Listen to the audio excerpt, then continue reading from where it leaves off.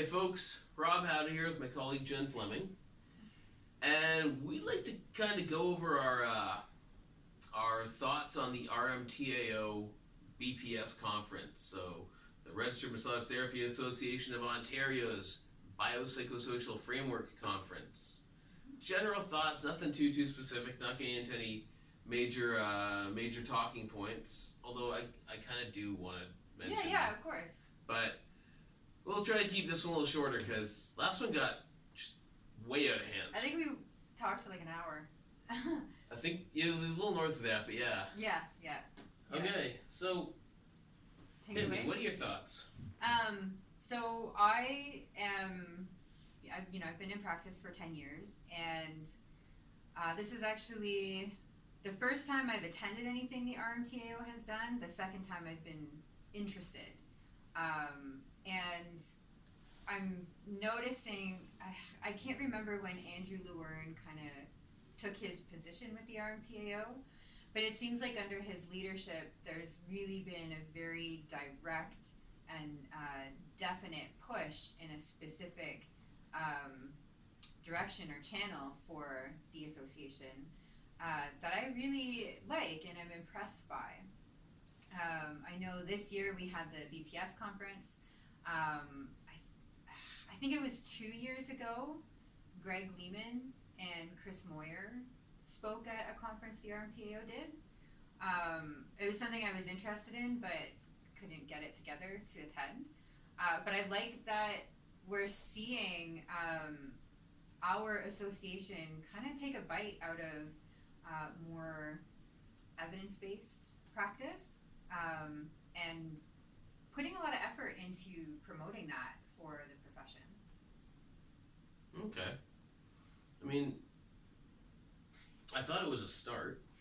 Mm-hmm. Yes. I wasn't very happy with it as a start. Mm-hmm.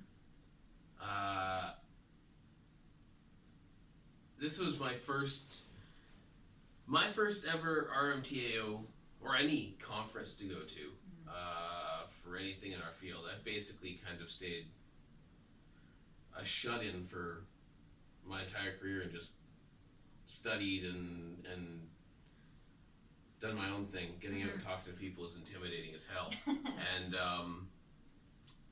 this one enticed me enough to say, okay, this seems like a good one to start breaking out of that little bubble.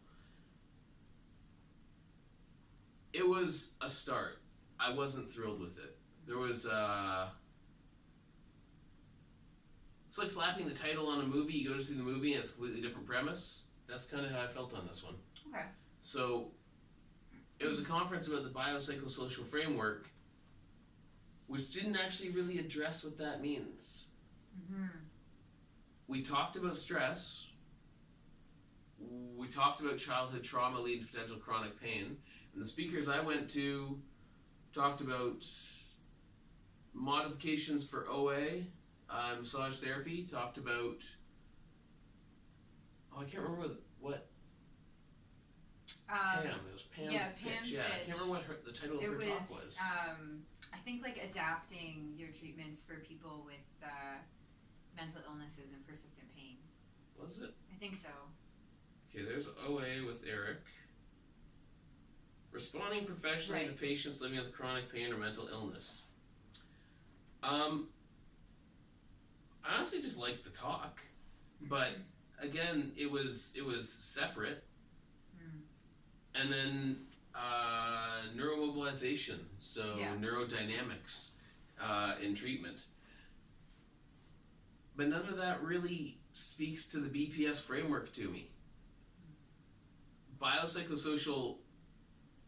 biopsychosocial model of pain is supposed to essentially indicate, at least the way I interpret it, that you can't separate those things. Right. And the conference deliberately separated those things. Right. Which just seemed like a swing and a miss to me. Yeah, I can kind of understand that, and I can see from like an organizational point of view how would you put out the call, what kind of speakers responded, and what their talks were like, I don't know how they organized it, if they had already determined that they were going to have 3 streams, or if they did that after the fact. Yeah. Which is maybe a question they can answer. So I can see how, from an organizational point, how would they present the framework while still trying to touch on each of the bubbles, right? So I can see how that can present its own challenge, and I hadn't considered by separating each stream, a couple problems can arise from that. One that I found was that I wanted to pick all the P's and S's. I wanted to go to all of those talks, and it's like, you gotta also pay attention to the other stuff too, Jennifer. Mm-hmm. And I could see how some people might have a tendency to just pick all the B's and then not look at any of the other streams also, so that it could leave a hole for people to just stay within their comfort zone and not really engage entirely with the concept of biopsychosocial frameworks for healthcare. Yeah. So I definitely see that as being a pitfall, for sure. Definitely. Mm-hmm. For me, it just felt like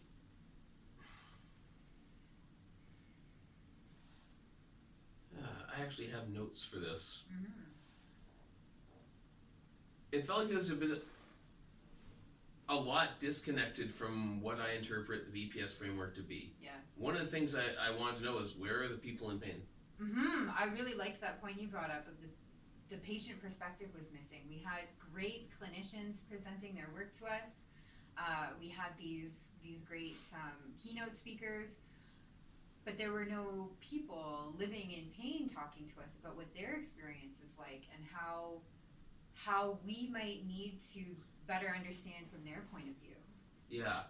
Like, I'm looking at my notes right now, and I'm actually finding myself getting mad all over again. Oh no.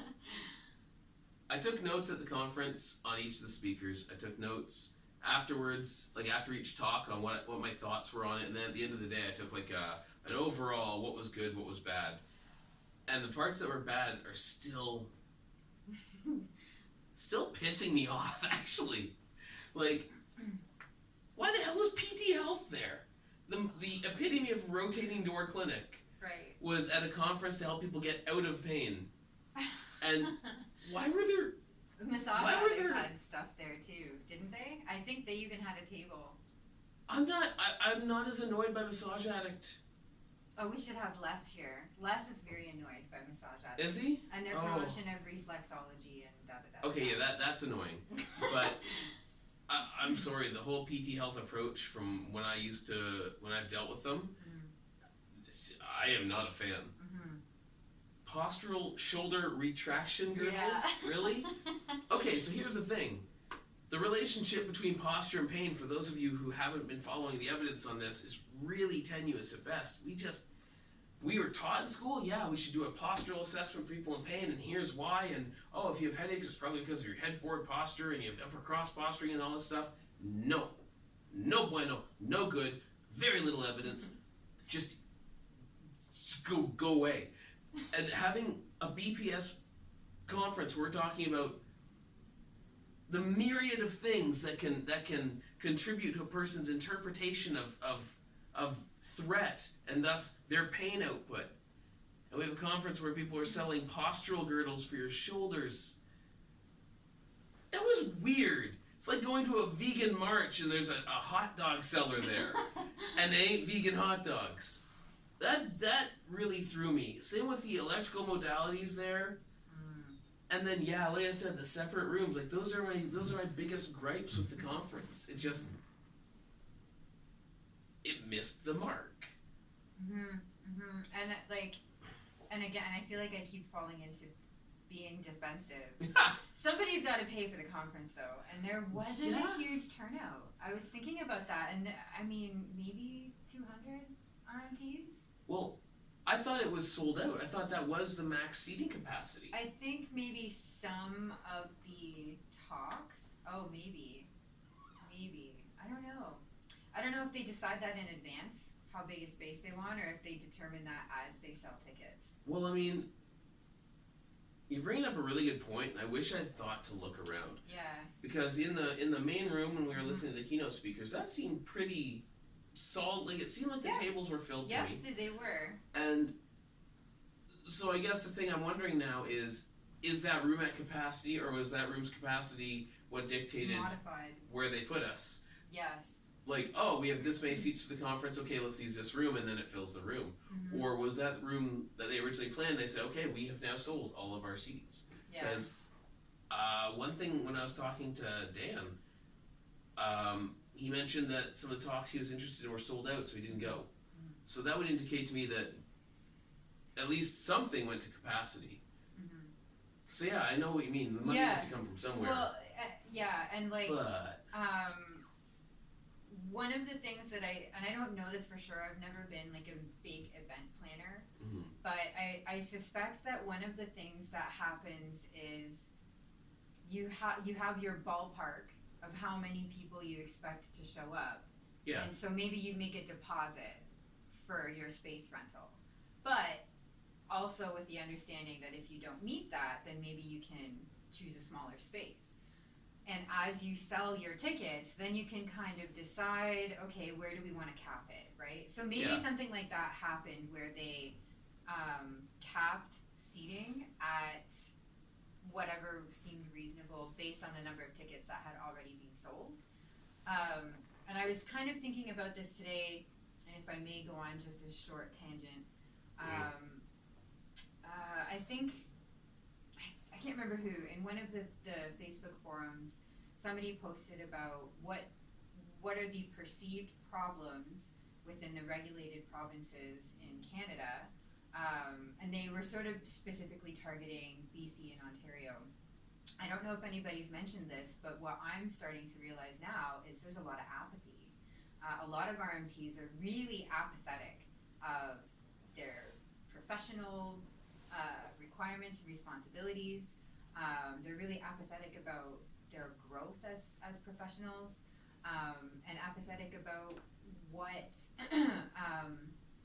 kind of education might they want to be pursuing as professionals. And that maybe is reflected a little bit in the fact that of 15,000 RMTs in Ontario, maybe 200 attended the province that their attended the conference that their association put together. Especially one as I mean, I know they didn't do it perfectly, but I feel like they're aiming in the right direction. And to see such a smallish turnout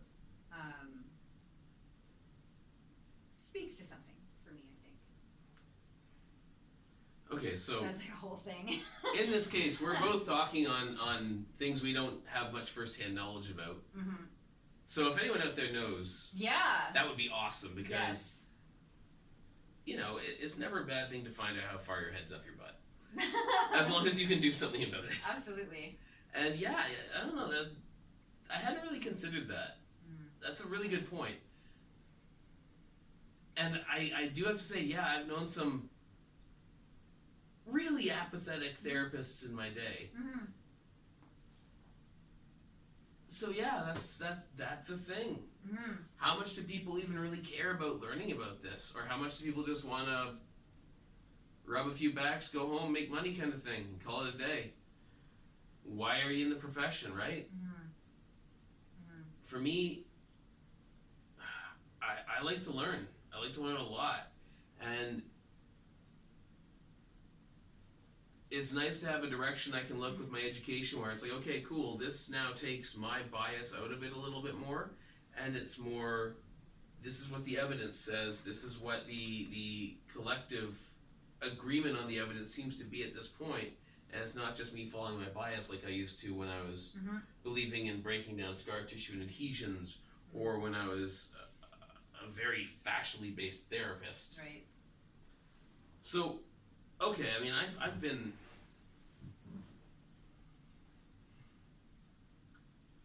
I've been relatively open about what bothered me at the conference. Yes. You too? You feel like you've kind of covered that? Okay. Yeah. So what would we do? Okay, argument's sake, and this is Jen and I just dicking around on this, argument's sake, what would you do to improve it? I really would have liked either fewer sessions, which might allow for longer duration for some of those talks, because I felt Eric Perv's talk. Pervez? I don't know. I'm so sorry. Okay, I have no Eric, idea. if you watch this, I'm so sorry that Jen just called you pervs. I don't know. But that wasn't meant to come out that way, and one of these You're gonna have to days, teach me how to say your name right. I'm gonna go with Pervez. Yeah, so anyway, I felt like it was just enough to get a taste. I would have loved to have more time to ask questions, and I couldn't. Like, we had 45 minutes, was it, for these talks, and it was like, this is important, but we gotta skip it. This is important, but we gotta skip it. Make sure you write this down. It just would have been nice to be able to get a little bit more meat on those bones. Same with Richard's talk was something that is so practical. Like, it's a very practical thing. Yes, the theory is cool and interesting, but it's neurodynamics. We're talking about movement, right? It would have been nice to have a longer talk for that as well, so that maybe we could observe demos, whether they're on video or actually done in the class. I think would have been really great. So, I mean, ideally, if I just pick on Liebert's talk at the end of the day, that one should have been 3 hours. Should have been an hour and a half for him to cover the material, an hour and a half to do hands-on work, and like have people partnering up, seated, and going over just some basic common neural glides. Eric's talk on osteoarthritis and treatment probably should have been at least an hour and a half for him to go over his material the way he wanted to. I would think more like 2 hours. Pam had a lot more slides. Pam's talk was more organic. It was more like her just hanging at the front of the room and chatting. So I don't know how much more time would have been needed for her to do what she wanted to do. I didn't actually feel like she was that rushed. She more turned it into a chit-chat session. And I liked that, actually. I kind of found that useful. Again, none of those talks that I find was groundbreaking. Not groundbreaking. Like, they were all a review for me, but I'm a study nerd, so I mean that's gonna be a thing. None of them really lent themselves, in my mind, to the BPS conference as well as I'd like. Eric brought that into his talk, and I suspect would have been able to go into a lot more detail on it if he'd had more time. Because I felt like he was really including that. Richard's talk, Neuroglides, was a strictly bio, but I mean it was in the bio room. It was a strictly biological focus. It was very humans or machines focus. And that's very much what we were taught in school, and it's very in keeping with our original beliefs, but it's not as much as I'd want at a BPS conference. Pam's talk was more about communicating with people in pain. And I don't know that she could teach people to do it the way she does, because I feel like she has a singular skill set that, people have a talent that they have fomented over years, and it's their talent. I feel like she is singularly good at that in a way that, well, she couldn't teach someone to be like that. She could teach in such a way that would help them with their own growth to that. For sure. Does that make sense? It totally does, and that's actually, like, I've met Pam a few times. And that's what she does when she does peer support work with people. Pam is very much encouraging you to do your reflection on your practice and how you engage with your patients, and how do you think you can improve that, right? So I can see very much how that's how her talks would be. Because you can't learn to be Pam Fitch. I can't learn to be Eric. I can't learn to be Richard. I can be me though, and they can help me develop that. Yeah, and so Pam's talk is the one that kind of stands out to me a little bit differently. Mm-hmm. Not as being better or worse in any way. it's Like different. I kind of like them all. Yeah. But in terms of,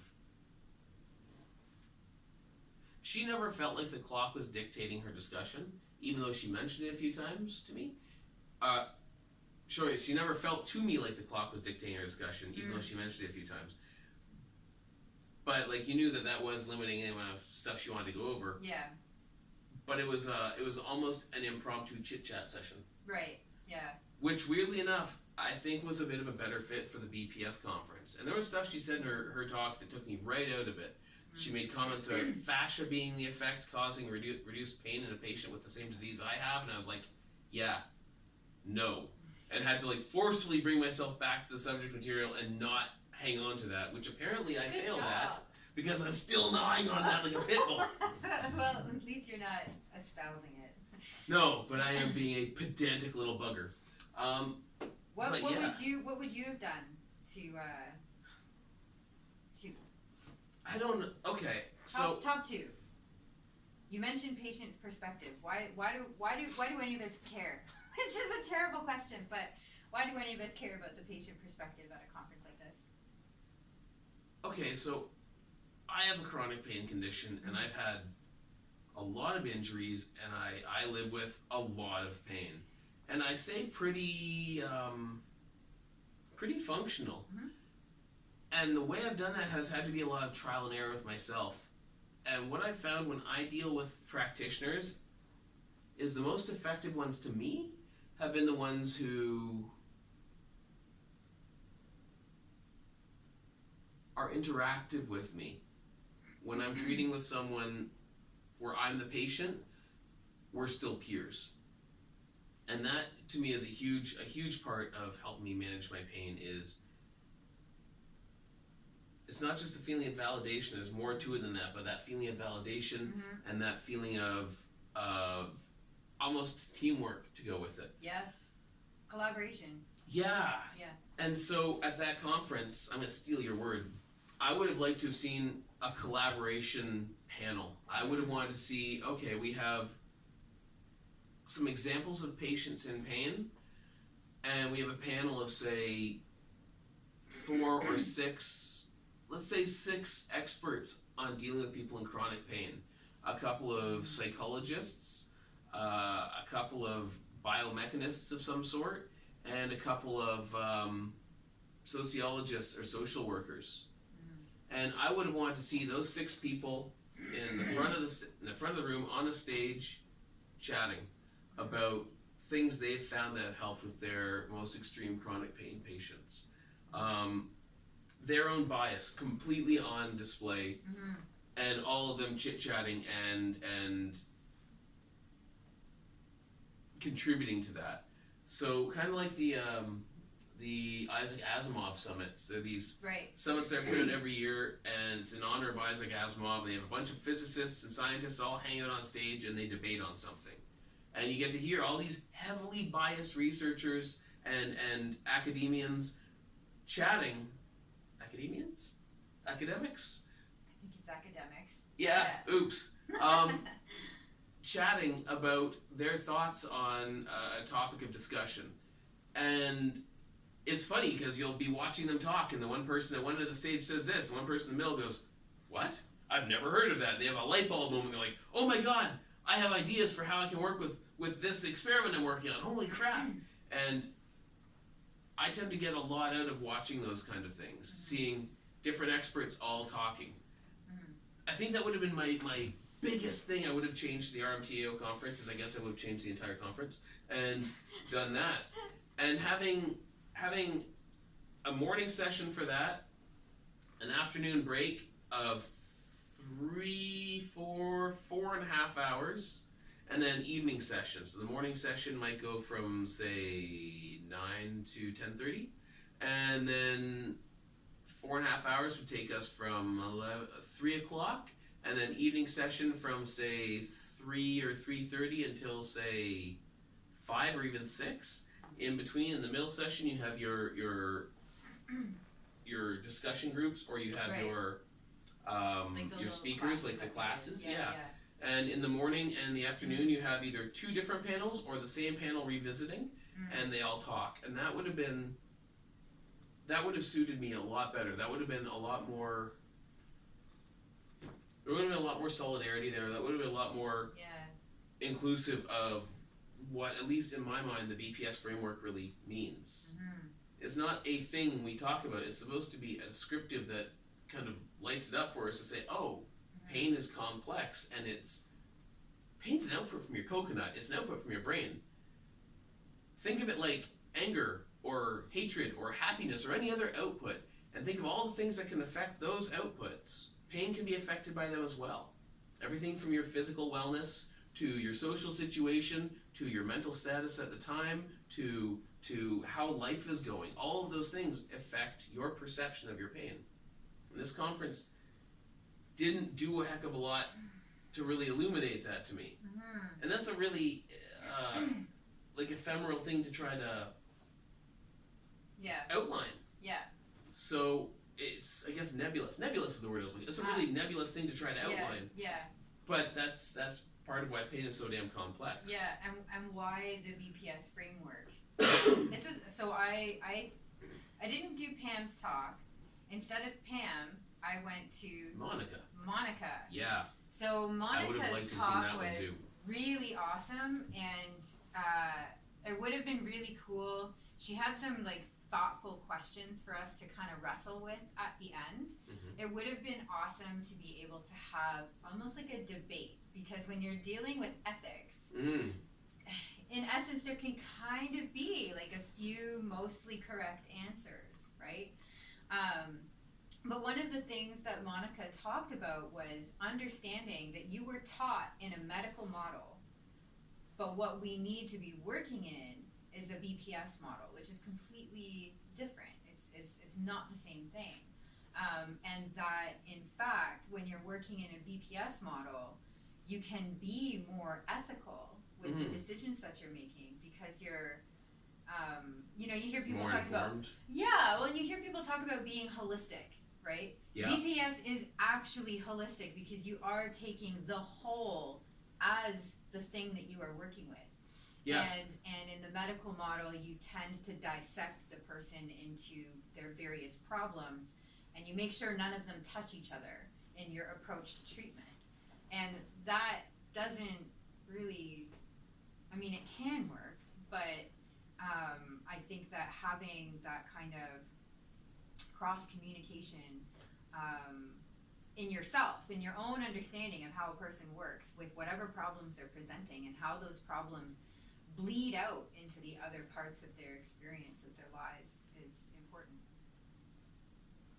Now, I feel like if we post this video, there will be people who jump on you for that. That's okay. And it's okay. I know exactly why they will, and to Guy-Bosh it right now, you're right. Keeping our scope of practice doing that simply means holding awareness, holding like space for that, right? Yeah. And it doesn't mean we're trying to treat that. We're not psychologists. No. We're not social workers. Yeah. Pretend I speak the English, please. And that's not what we're saying to do. We're not saying to, cross that. And that's, I think, a big thing that someone is going to jump on. Yeah, and there's going to be at least one person who takes that away from that. And that's okay. They're allowed to do that. So Melanie Knoll, Dr. Melanie, I speak English too. Dr. Melanie Knoll's talk, my biggest takeaway was the triad that she presented between trauma, pain, and sleep. And that to treat a person who's dealing with pain, especially if it's persistent, you are absolutely also dealing with trauma. I'm lucky enough to have never had significant pain in my life. I hope I never do. But I can imagine that if somebody's been in pain for a year, for 10 years, for most of their life, they're going to be dealing with the effects of trauma, because that's going to change who and how you are. Like, it's going to have a big impact on you. And then, of course, we all know that pain can interrupt sleep. We probably have a lot of patients ourselves who complain that, my pain has woken me up at night, it prevents me from getting to sleep, Trauma also interrupts sleep. And so what she was presenting was, again, you can't just treat one aspect of it. It doesn't mean that the individual practitioner has to try and tackle all of it. That's not reasonable.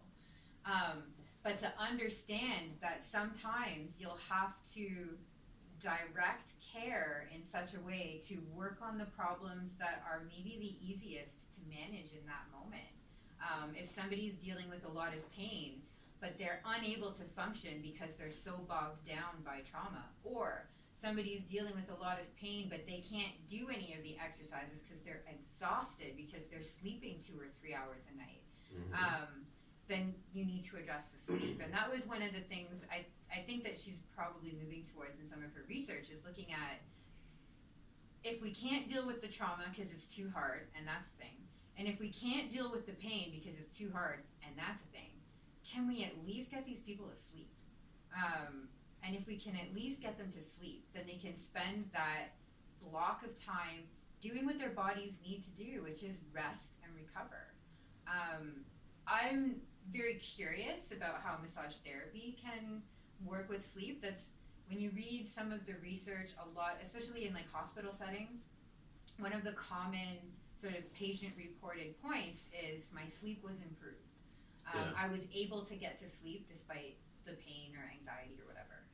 So I'm very curious about what are the interactions there.